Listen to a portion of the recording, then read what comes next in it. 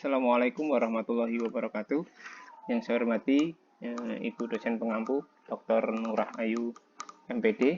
Yang saya hormati rekan-rekanku semua, mahasiswa pasca sarjana manajemen pendidikan Universitas PGRI Semarang. Kali ini kami mencoba mempresentasikan tentang sistem informasi manajemen pendidikan, terutama di bidang kesiswaan. Sebelumnya, perkenalan kami dari kelompok pertama yaitu Bapak Yitra Ragil Wibowo, kemudian saya sendiri, Syaiful Arifin, dan yang terakhir adalah Bapak Anas. Kita mengawali dari bab pertama yaitu SIMDIK bidang kesiswaan.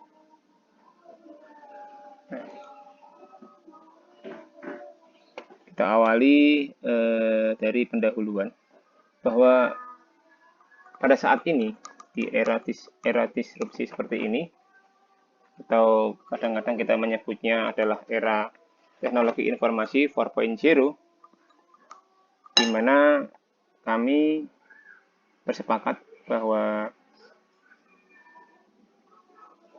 era sekarang ini menuntut dunia pendidikan untuk lebih strong, lebih mudah dalam memberikan pelayanan informasi, baik itu layanan kepada guru, layanan kepada tenaga pendidikan, maupun layanan kepada peserta didik. Jadi memang eranya kita sudah bergerak seperti ini, dan kita yang berada di sekolah tentunya harus bisa mengikuti perkembangan teknologi yang terjadi.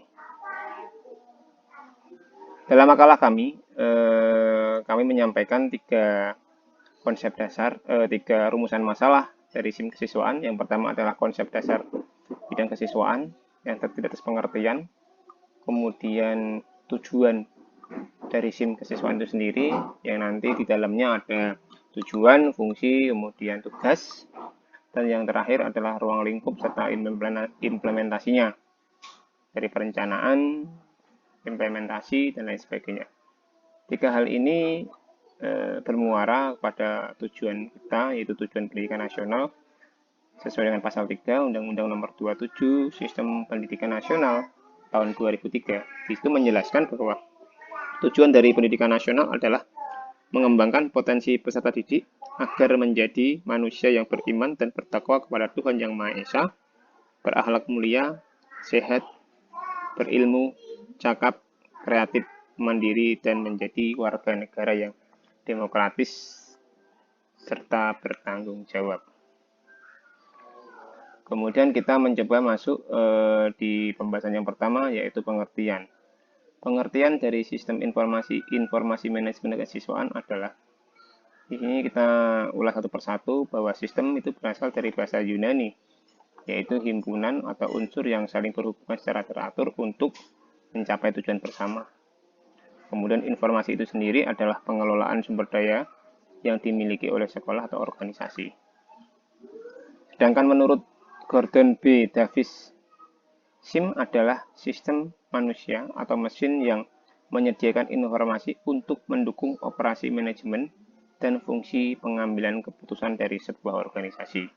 Itu yang dinamakan sebagai SIM. Karena kita membahas tentang kesiswaan, tidak ada salahnya kita membahas tentang kesiswaan itu sendiri. Kesiswaan adalah anggota masyarakat yang berusaha mengembangkan potensi melalui proses pembelajaran yang tersedia pada jalur atau jenjang dan jenis pendidikan tertentu. Kesiswaan atau disebut juga peserta didik, juga terkadang kalau dulu kita menyebutnya murid. Nah, di sini adalah seorang yang mempunyai pilihan untuk menempuh ilmu sesuai dengan cita-cita dan harapan di masa yang akan datang.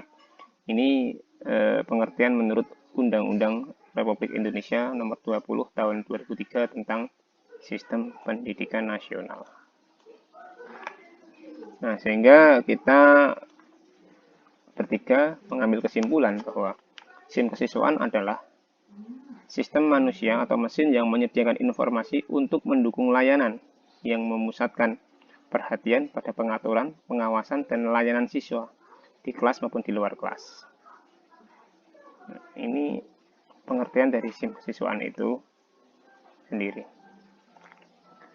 Kemudian bahasan yang kedua yaitu tujuan dari SIM kesiswaan. Tujuannya adalah SIM kesiswaan itu mengatur semua kegiatan dari peserta didik agar kegiatan tersebut terarah sehingga proses pembelajaran bisa berlangsung dengan lancar, tertib, dan teratur. Yang pada nantinya akan bisa atau akan mewujudkan tujuan dari pendidikan di sekolah tersebut. Ini adalah tujuan dari SIM kesiswaan. Fungsi SIM kesiswaan.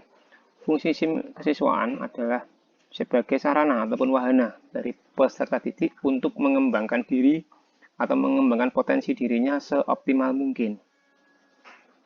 Dengan begitu, SIM kesiswaan ini bertugas untuk mengatur berbagai macam kegiatan di bidang kesiswaan agar proses pembelajaran di sekolah bisa berlangsung atau bisa berjalan dengan tertib dan lancar.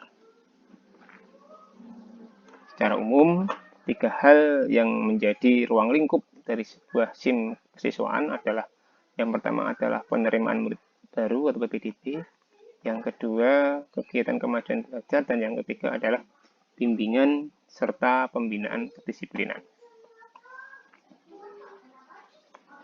Ya. Di sini kita akan menggambarkan sebuah alur atau sebuah sistem dari manajemen kesiswaan yang kita ambil dalam sebuah buku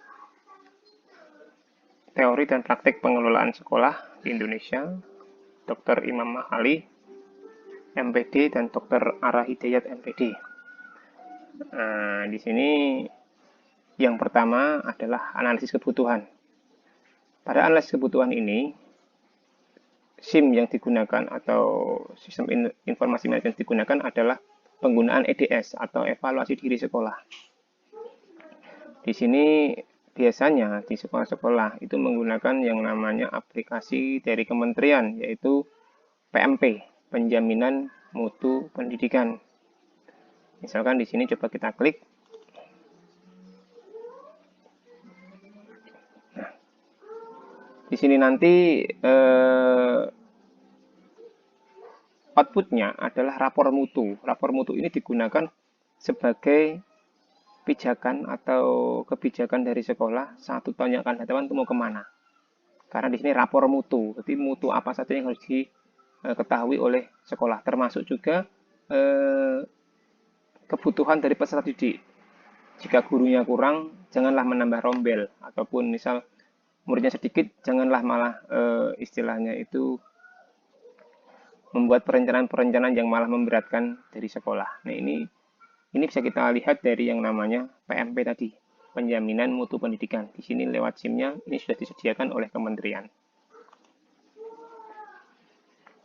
Nah, kemudian yang kedua terkait dengan PPDB atau rekrutmen dan seleksi. Ini 3 tahun belakangan kita sudah bekerjasama dengan pihak Telkom dengan memfasilitasi pendaftaran siswa baru di Jawa Tengah, terutama di Provinsi Jawa Tengah, sudah online.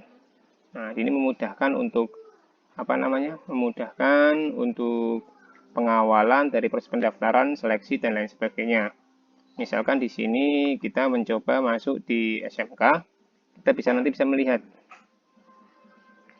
bagaimana proses pendaftaran, bagaimana proses penerimaan, serta akhirnya mendapatkan seleksi dari hasil seleksi dari PPDB yang telah dilaksanakan.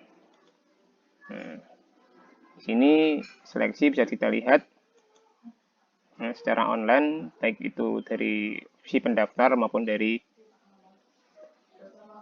penyelenggara PPDB atau sekolah itu sendiri.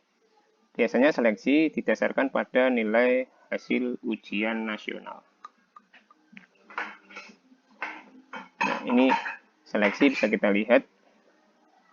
Nah, di sini sudah kita bisa melihat pilih sekolah dan lain sebagainya. Ini sudah berjalan selama kurang lebih 3 tahun di Dinas Pendidikan Provinsi Jawa Tengah sejak 2017.